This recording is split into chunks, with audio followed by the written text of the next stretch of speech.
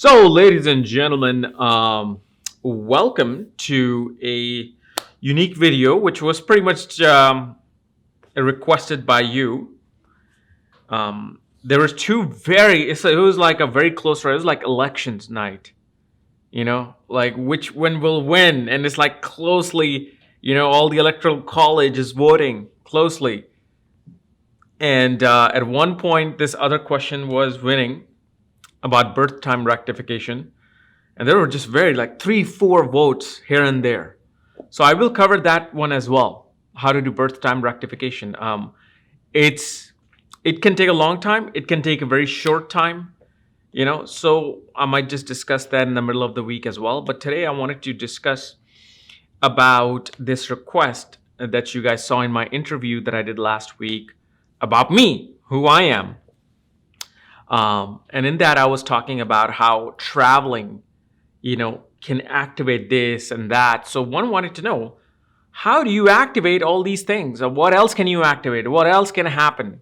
So we're going to discuss that. And obviously, if you're new here and you don't know what your planetary placements are, you can see how and what is it that you're activating. For that, check out the links here. Check out my full astrological report, including my books and consultation, and link to my school, Maga Vedic Astrology School, where I'm currently discussing the snapshot techniques of nakshatras again. And then also, I'm going to go into like some other deeper stuff soon. So anyway, let's get started. So for example, like I was telling you last week, that when you travel, your skills get activated, your ability to counsel gets activated. Why? Why does that do that? Very simple. It's nothing, secretive over here.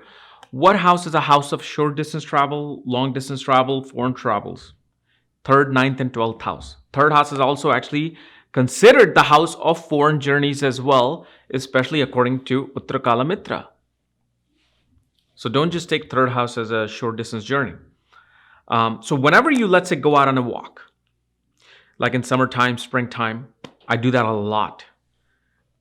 What's happening is I'm activating my third house, meaning I'm activating my ability to communicate.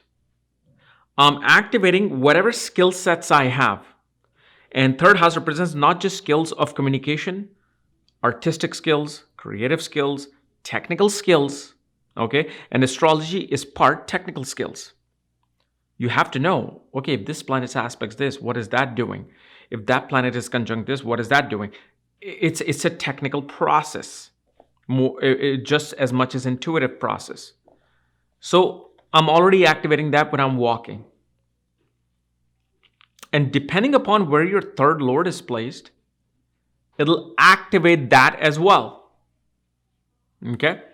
Then, let's say you go on a long distance journey. You take a road trip. You're going on an aeroplane. You're going to a temple. Not even temple, I should say. But let's just say you're going on a long distance journey. Okay? But specifically, let's say normally people don't go on religious journey as much.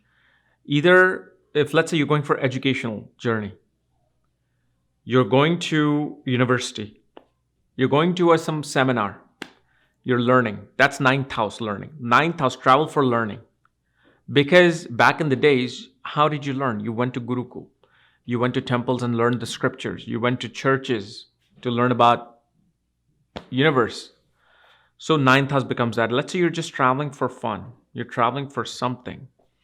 You're traveling long, far away, one coast to the other of the country. You're going overseas. That's 12th house. So specifically, whenever you take on long distance journey, okay, it activates the 9th house and 12th house. 12th house is intuition, subconscious mind, whatever is stored in the subconscious. So let's say if I read the book Uttakala Mitra, I'm really going to be remembering probably 15% of it unless I keep reading that over and over again. So usually we always forget most of what is written. However, whatever we read is stored in subconscious, because whenever it comes up, you're like, oh, that sounds familiar. Did I read that somewhere? Well, no, you did. That's why it's bringing it up. So it's all stored. We're all geniuses. We're all this, what do you call, what is that term? We all have this photographic memory, but some people actually have that activated. That's why they're able to just, bring things up. Like if you know Sanjay Rath, he just knows every quote, every sloka on every classical book. That's a gifted, brain there. I'm nowhere close to it. So shut up. So whenever you are traveling, your ability to counsel people, your ability to dictate your own divinity to someone else becomes very good. This doesn't have nothing to do with astrology. It can be astrology, psychology, religious learning, life lessons, lessons from your father, all these things. So if you're traveling and somebody asks you for advice, you will give some of the best advices. Why? Because your ninth house is activated of counseling, guidance. 12th house of intuition and subconscious is activated. You will also see this whenever you travel to a long distance place, especially a foreign place, even just on vacation or for fun, or you're going to some meditation retreat, which is the 12th house. What is it that you're doing? You're activating your 12th house. Depending upon how your 12th house is, you will notice either you get excellent sleep or you get horrible sleep, depending upon where your 12th lord is, what planet's in the 12th house. Because why? You're activating the 12th house. Let's say if sun is sitting in the 12th house, you travel to a foreign place, you'll hardly be able to sleep. Why? Because sun is light. Sun is the time when you are awake. This is when people have sun in the 12th house or planets who are activated through dasha with the nakshatra of sun, sign of sun, they can hardly sleep at night. Insomnia is seen through this. So that's how it does. That's how we do things. Then, for example, let's say your seventh lord of relationships and marriage, is in the 12th house. So, for example, let's say for Gemini ascendant, Jupiter is in the 12th house. You want to activate your relationships. You're single, you just don't know what to do, you don't know where to go. Okay, well, guess what? Go overseas. Just travel. Go overseas, sleep the first night. Or when you sleep, read a religious or philosophical book, whether it's the Bible, Bhagavad Gita, Kabbalah, astrological texts like classical text, which come under the guidance of Jupiter. Atharvaveda, Yajurveda that I'm learning right now. When you read that, you're activating your 7th house. Why? Because 12th house is sleep. And you're activating Jupiter, which is your 7th lord.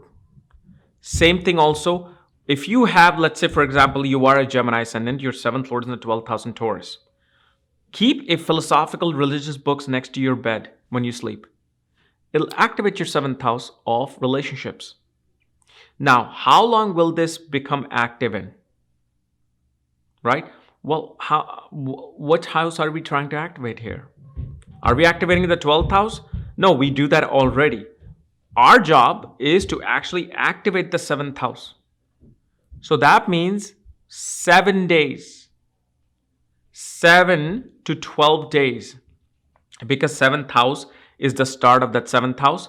And then we are going to the 12th house. So 7, 8, 9, 10, 11, 12. 7 to 12 days, your house of relationships become active. Usually you will notice with people who have Gemini ascendant with 7th lord in the 12th house, they'll have dreams of relationships and love, romance. Kind of like, when you call that wet dream. Yeah, these people can have that because they're activating their 7th house in their sleep. So, and the reason why I'm giving you Gemini ascendant chart, because I have dealt with that. I actually asked the question when I was studying these type of activation. For example, let's say you have Saturn in the 9th house in the nakshatra of Swati.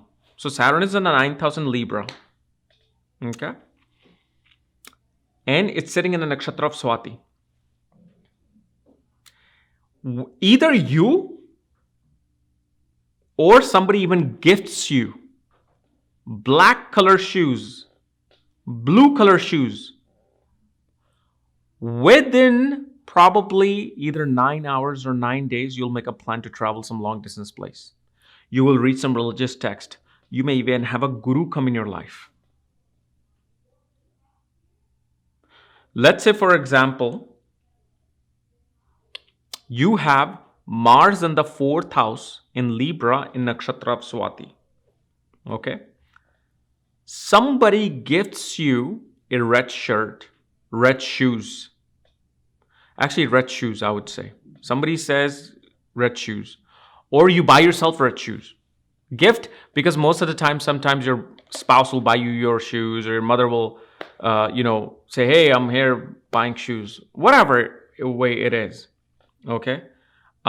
You buy yourself red shoes, suddenly you will see your ability to either get a vehicle, things related to property, attaining fixed assets, and your career will become active. Because if Mars is in the 4th house in Libra in nakshatra of Swati, it rules the 10th house of career. Also, it rules the 5th house of children, romance. All those things become activated. So let's say your promotion is coming up. Okay. Let's say it's a week to 10 days to go till your promotional interview, or you know that promotion is going to come up. And you have this placement, buy yourself red shoes, because Swati is connected to shoes. The other thing I will also say, if you have 10th Lord is in the 4th house, which is Mars, regardless of the sign, make sure that the stove in your kitchen is working fine. Always, number one. Number two, bring aromatherapy candles in home. If your fireplace is not working, fix it. And use the fireplace after fixing it. Why? Because you're activating Mars. And so Mars is fire. What happens when Mars becomes activated? It'll activate the 10th house of your career, 5th house of children. So if you're trying to have children, you're trying to conceive children, and let's say your transits, your dashas are all aligning, well, you can really accelerate that by doing these certain things.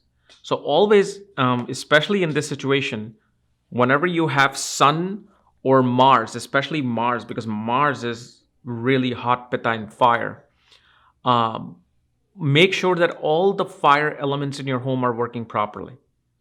So gas stove is the main thing. 4th house is the kitchen as well. So make sure that the gas is working properly. There's no the knob is not turning this or that way. Exhaust is working fine. Especially if it's in Swati, exhaust is very important. It's air, wind. Also, if any planet in the 4th house, let's say it's in Swati Nakshatra, make sure the tires of your car or bike is to the full, the right pressure. Because, for example, let's say you don't have, you have a flat tire in your home. Let's say, in India, you have bikes in your home just laying down, eating junk. A lot of people have that even now. And if they're flat and you have Swati Nakshatra in your chart somewhere, it'll be affected in a negative way. And it's funny I'm talking about Swati. I just taught that 3 days ago in my Nakshatra Snapshot class. These are the ways you activate these scenarios. Let's say, for example, you invest in a stock. Okay. If you're investing in stock, your 5th house, 5th Lord, any planet in the 5th house will become active. And this is why I always tell people, whenever I see their charts, I see, let's say, they're wanting to do stocks, 5th Lord is in the 12th house. Also, Saturn aspects, or Saturn is sitting in the 5th house, not in a good position. They're wanting to do stocks. They say, but I don't get anything. And then I ask them, do you have children? Say, yeah, I'm like, are your children always going to the doctor, hospital, or sick? Yes. Stop doing it. Do not activate your fifth house by investing in stock market. Why? Because you're activating that fifth house. It's in the 12th house of hospitals. If it's in a good placement, whenever you invest in stocks or investing in stocks regularly, your children will somehow always travel or go to isolated places a lot. Children will have fun going to like monasteries, meditation places, or we'll just always talk about foreign lands, foreign places. This is how you activate it. But also, I'm saying, because Saturn was sitting in the fifth house, I'm like, when you started doing stock market, did you get sudden responsibilities of children? Suddenly you had to take care of something. And you're working long hours, you're doing routine repetitive things, and you're doing things repeatedly to achieve them. And yes. So this is how you have to, this is why it's so important to understand the basics, the sign, the houses, and the nakshatras. Once you know these things, you can see what's happening in a person's life. Let's say, for example, fourth lord is debilitated in the seventh house. Okay. You buy a car. Either within 4 hours or 4 days of buying the car, you'll have a huge fight with your spouse. It's that simple. Fourth house is vehicles. Seventh house is marriage. Or if Venus is not well placed in your chart, whenever you buy a vehicle, that will also get activated. So not only the fourth lord, but if Venus is not ruling the fourth house, Venus itself will get activated. So this is why you will see sometimes when people buy a vehicle, suddenly their life shoots up. Why? Because Venus is luxury. Venus is liquid money, like actual cash, holding cash. See, Jupiter is abundance. Jupiter is that energy of abundance coming in. But what is the result of that abundance? Well, either you'll get money, you'll get a home, you'll get, material things. It's all fourth house matters. Cash money is a stored thing. So that can take place. Let's say, for example, your seventh lord is in the 9th, 12th house, 3rd house, but it's not well placed. Anytime you travel, you will have a fight with your spouse. Why? Because you're activating that 7th house by traveling. You'll have arguments with your spouse while even you're just traveling. You can be talking on them on the phone, you could be texting them, and they'll fight with you. Then, let's say, for example, you're a professor. Okay? You're a professor. You're some sort of a teacher, guru. You have students. Let's say, especially if somebody if you are really this person who have disciples underneath you, you're a guru, and your student gets sick. Okay? Your student is getting sick. What will happen is there's going to be something activated in your chart. So students are which house? Especially for a guru. If you are a guru, you're the 9th house. Students are 5th from the 9th house, which is the... I'll give you another example. Let's say you're Taurus ascendant, because I've actually had this. You're Taurus ascendant.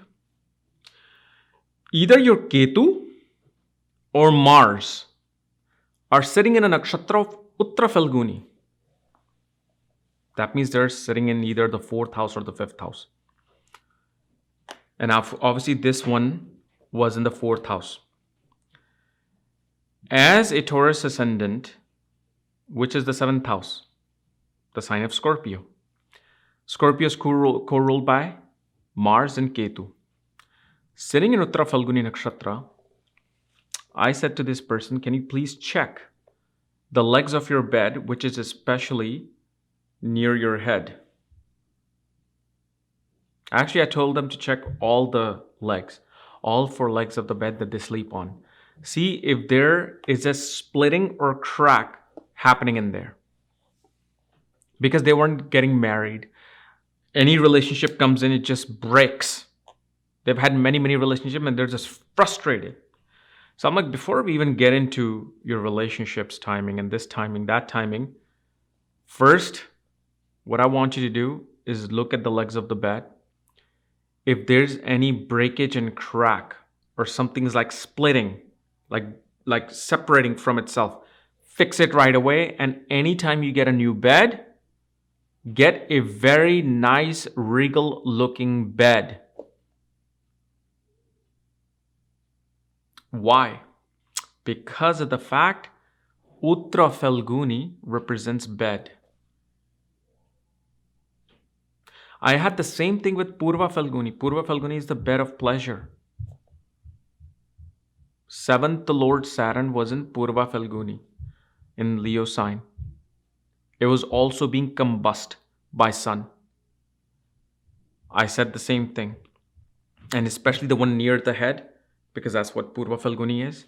And both those cases, one had a wobbliness, like the bed was just like, like if this is the legs of the bed, they shouldn't be moving. But when they looked, they were going like this. There was this wobbliness in the bed because of the fact, they've had it for so long and they didn't care for it. There was like, as long as it's up here, I'm good. As long as it doesn't fall. But that wobbliness, which was happening, was wobbling their 7th house of relationships and marriage. And as soon as they fixed it, within 10 days, they would met someone. That was especially the Mars and Ketu one. Why? Because they fixed the legs of the bed. And these 2 nakshatras are related to bed. One is more so a bed of conducting business. The other one is a bed of pleasure.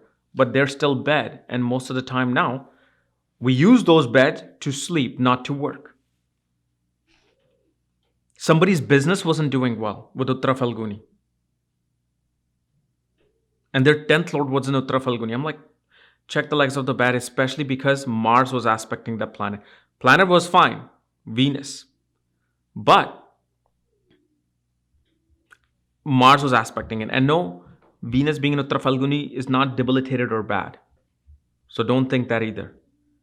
Venus is not debilitated in most of the cases in Virgo. It actually does quite well. But I said the same thing. I'm like, okay, so why don't you check the legs of the bed and fix them? And what they had is that in the back side, the screw was coming loose because of too much movement, sitting down, getting up, getting out. The screw on the one side was just coming loose. They tightened up that screw. And they saw the improvement in their career as a business person. And Venus is what? Venus is unionship. Venus is trade. Venus is that the deal maker, not trade. That's more of like Moon and Mercury domain. But Venus is companionship. Wanting that companionship. Wanting to make a deal. So you just have to use these type of, and this is where understanding of nakshatras comes into play. Understanding of, this basic concept of houses come into play. I remember we were in Sedona. Was it Sedona? I think so. I was showing it someone's chart to Sandeep. And the way his brain works is amazing. He saw their chart, and this person had Rahu and Saturn both in Purva Falguni Nakshatra. And then he asked this person, do you keep a lot of water jugs next to your bed? Always some water glasses stacked up. And you should have seen the face of this person. Why? Because Saturn and Rahu co-rule the sign of Aquarius, which is the water bearer. And Purva Falguni is the backside of the bed where the head is. Simple. Just using these type of analogies, you can just clearly pick out these nitpick things, about a person's life, and they'll be like, how in the world do you know this? Just simple. This is how, life works. In every single sense. Let's say, for example, you're having sex. You're activating which house? 8th house, 12th house, 7th house. Because obviously you need the other person. Well, most of the time not. But you need the other person with the 7th house. And then 8th house is the actual act of that. 12th house is the bed pleasure. So whenever you have those things, you're activating your 12th, 7th, and 8th house. So whenever you have that, you'll see something related to the 12th house becomes active. However, 7th house is placed, that becomes active. However, your 8th house is placed, that becomes active. And especially astrologers, okay, for them 8th house and 12th house is very important. 8th house is occult, mysticism, hidden knowledge. 12th house is intuition, subconscious mind. Connecting to the beings outside of this realm, whether it's planetary beings or divine beings. So hey, have lots of sex. It'll help you in your astrological knowledge. It has with me. So yeah. Anyway, this is going into a completely different place now.